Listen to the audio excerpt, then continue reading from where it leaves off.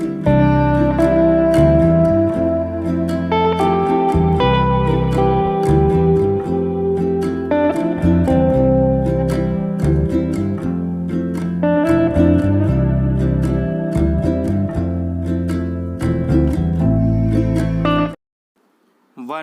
To three start.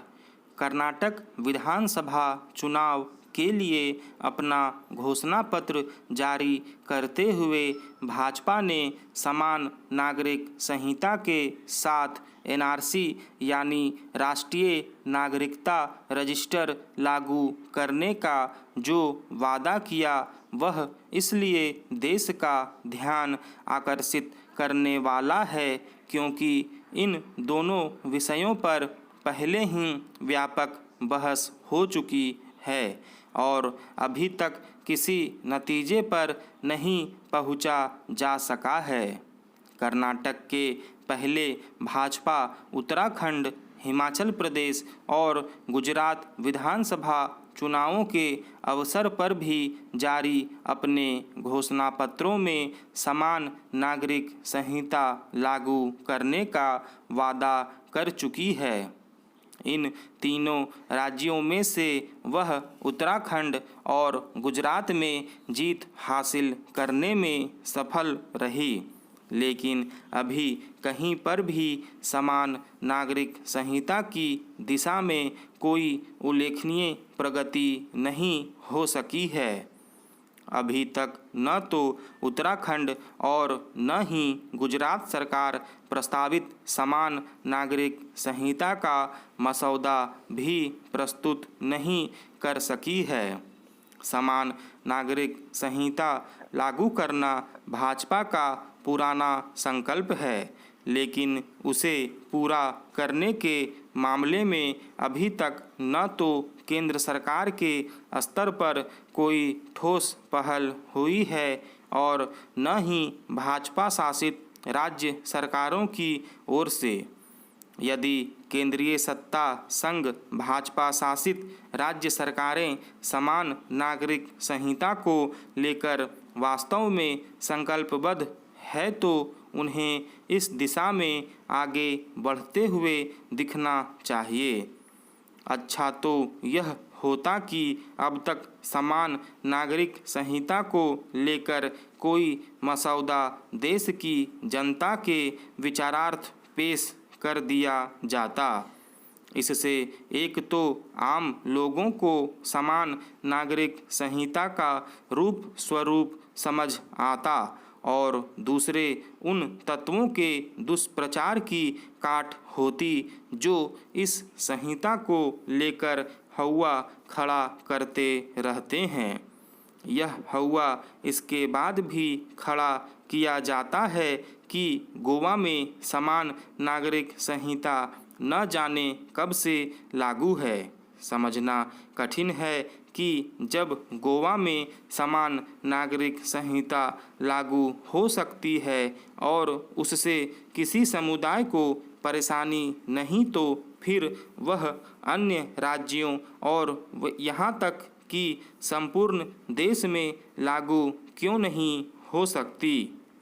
समान नागरिक संहिता को लागू करने में देरी का औचित्य इसलिए नहीं क्योंकि विवाह, तलाक, उत्तराधिकार और विरासत संबंधी अधिकारों को एक जैसा करने की आवश्यकता जताई जा रही है।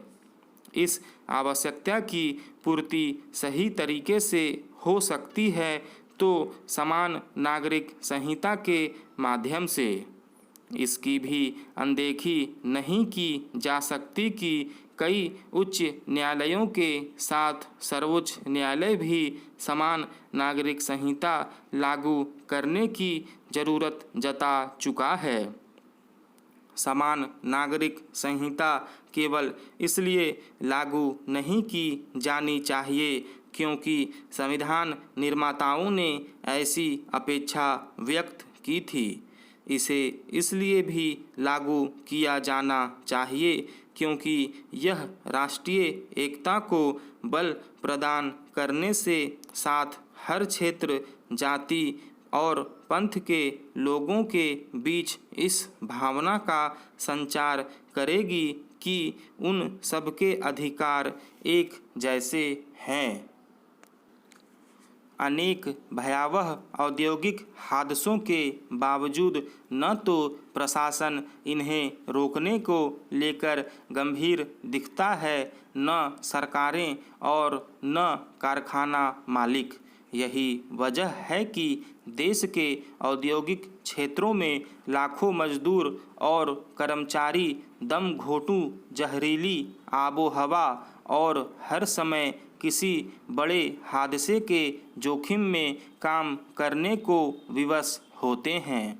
लुधियाना में जहरीली गैस से 11 लोगों की मौत इसका ताज़ा उदाहरण है। बताया जा रहा है कि जिस इलाके में जहरीली गैस फैलनी शुरू हुई वहां सघन बस्ती है और आसपास करीब 40 ऐसे कारखाने हैं जो अपना रसायन रात को चोरी छिपे सीधे सीवर यानी जिन नालियों के जरिए शहरी जलमल का निस्तारण किया जाता है उसमें बहा देते हैं। रविवार की सुबह उन रसायनों से जहरीली गैस बनी और 1 मिनट से भी कम समय में 11 लोगों को लील गई। बहुत सारे लोग बेहोशी की हालत में अस्पतालों में भर्ती कराए गए। उन्हें याद भी नहीं कि उन्हें हुआ क्या था। यानी गैस का प्रभाव इतना तीक्ष्ण और मारक था कि लोगों को उसका क्षणिक एहसास भी नहीं हुआ। प्राथमिक जांचों से पता चलता है कि लोगों की मौत दम घुटने से नहीं बल्कि उनके मस्तिष्क पर आघात पहुंचने की वजह से हुई। ऐसा नहीं माना जा सकता कि जो कारखाने इस तरह के रसायनों का उपयोग करते हैं उन्हें इसकी जानकारी नहीं रही होगी कि वे पानी या दूसरे रसायनों के साथ प्रतिक्रिया करके किस तरह घातक साबित हो सकते हैं।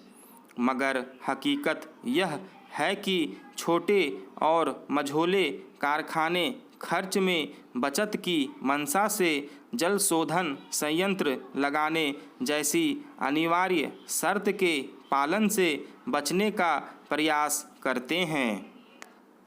इसमें उनकी मदद प्रदूषण नियंत्रण से जुड़े अमले करते हैं। कारखानों से निकलने वाला रासायनिक जलमल बिना शोधन के बहाना दंडनीय अपराध है, मगर कारखाना मालिक चोरी छिपे रात को इसे खुली नालियों में बहा दिया करते हैं। यह कहानी हर औद्योगिक क्षेत्र की है। वैसे हमारे देश में बहुत कम कारखाने ऐसे हैं जो जल शोधन संयंत्र लगाते हैं। चूँकि यह संयंत्र लगाना खासा खर्चीला काम है, इसलिए छोटे और मझोले कारखाना मालिक इसका खर्च उठाने से बचने का रास्ता तलाश करते रहते हैं। इसमें उनकी मदद खुद प्रदूषण नियंत्रण करने वाला महकमा करता देखा जाता है। जब भी ऐसा कोई बड़ा हादसा होता या बड़ी आबादी की सेहत पर दुष्प्रभाव नज़र आता है तो प्रशासन कुछ समय के लिए हरकत में आता है और कुछ कारखाना मालिकों और कर्मचारियों अधिकारियों के खिलाफ अनुशासनात्मक कार्रवाई करने की खानापूर्ति की जाती है। फिर वही स्थिति कायम हो जाती है। कारखानों में लापरवाही या जानबूझकर की जाने वाली नियम कायदों की अनदेखी की वजह से होने वाले हादसों पर इसलिए भी लगाम नहीं लग पाती कि हमारे यहाँ औद्योगिक हादसों के मामले में मुआवजे वगैरह को लेकर कानून सख्त नहीं है। ऐसे हादसों का शिकार होने वाले प्रायः गरीब तबके के लोग होते हैं। इसलिए प्राथमिक तौर पर तो प्रशासन खुद समझा बुझाकर पीड़ित पक्ष को समझौता करने को राजी कर लेता है।